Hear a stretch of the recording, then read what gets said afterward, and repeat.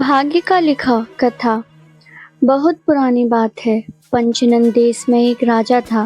राजा की 7 बेटियां थीं। एक दिन राजा ने बेटियों से पूछा, मैं तुम्हें कैसा लगता हूँ? बड़ी बेटी ने कहा, आप मुझे शहद से मीठे लगते हैं। दूसरी से पूछा तो उसने कहा, आप मुझे गुड़ जैसे मीठे लगते हैं। फिर तीसरी, चौथी, पांचवी और छठी ने कुछ ऐसी ही बात दोहराई। किसी ने शक्कर की तरह, किसी ने शहद की तरह, किसी ने मिश्री जैसा मीठा कहा।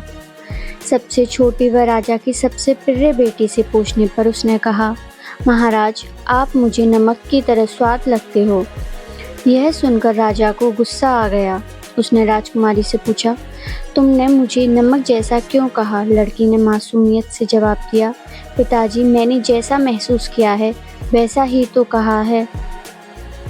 यह सुनकर राजा का गुस्सा आसमान पर चढ़ गया। और यह तो हम भी जानते हैं कि गुस्से में आम आदमी भी होश हवास खो बैठता है। उसने लड़की से कहा, मैं तुझे इसकी सज़ा दूंगा। लड़की बोली, मेरे भाग्य में जो लिखा है वह होकर रहेगा। वैसे राज ज्योतिष ने मेरे भाग्य में रानी बनने की बात कही है। राजा ने गुस्से में सेवकों को आदेश दिया कि नगर से किसी भी कोढ़ी आदमी को उठा लाओ और इस छोटी लड़की की शादी उससे कर दो। राजा की बात सुनकर सब लोग चिंता में डूब गए। रानी ने हाथ पांव जोड़े।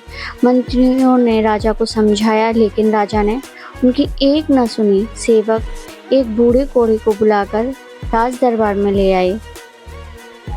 राजा ने छोटी बेटी का विवाह रस्मों रिवाज से कोढ़ी के साथ कर दिया। राजा की बेटी ने अपनी जरा भी उदासी प्रकट न होने दी। राजकुमारी अपने पति को लेकर महल से बाहर निकल गई। उसने अपनी एकमात्र अंगूठी बेचकर एक ठेला खरीद लिया। रोज उस ठेले में अपने पति को बिठाकर भीख मांगने लगी। एक दिन वह अपने पति को एक तालाब के पास एक पेड़ की छांव में ठेले में बैठा छोड़कर बाजार से खाने लेने गई। ठेले में बैठे कौड़ी ने देखा कि कुछ कोए उस तालाब में डुबकी लगा रहे हैं और जब वे बाहर निकलते हैं तो हंस निकलते हैं। यह देखकर वह हैरान हुआ। अचानक उसके दिमाग में विचार आया, क्यों न मैं भी तालाब में डुबकी लगाऊं। कौवा हंस बनकर बाहर निकल सकता है तो हो सकता है मैं कौन ठीक हो जाए और मैं भी सुंदर नौजवान बन जाऊं। वह तालाब में डुबकी लगाने उतरने लगा तो उसने सोचा, यदि मैं सुंदर नौजवान युवक बनकर निकलूंगा तो मेरी पत्नी मुझे कैसे पहचानेगी। यह सोचकर उसने अपनी चितली उंगली को पानी से बाहर रखकर डुबकी लगाने का फैसला किया ताकि उसकी पत्नी उसे पहचान ले। डुबकी लगाकर वह पानी से बाहर निकला तो उसका सपना साकार हो चुका था। वह मुस्कुराता हुआ ठेले पर बैठ गया। जब राजकुमारी वापस आई तो उसने देखा कि उसके पति की जगह एक सुंदर नौजवान ठेले पर बैठा हुआ मुस्कुरा रहा है। उसके मन में ख्याल आया कि शायद इस नौजवान ने उसके कोढ़ी पति को मार डाला है और अब उससे शादी करना चाहता है। ये सोचते ही उसकी आंखें गुस्से से लाल हो गईं। वह युवक से बोली, बता, मेरा पति कहाँ है?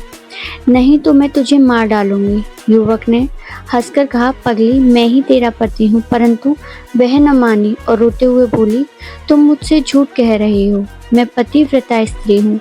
मेरा पति ही मेरा परमेश्वर है।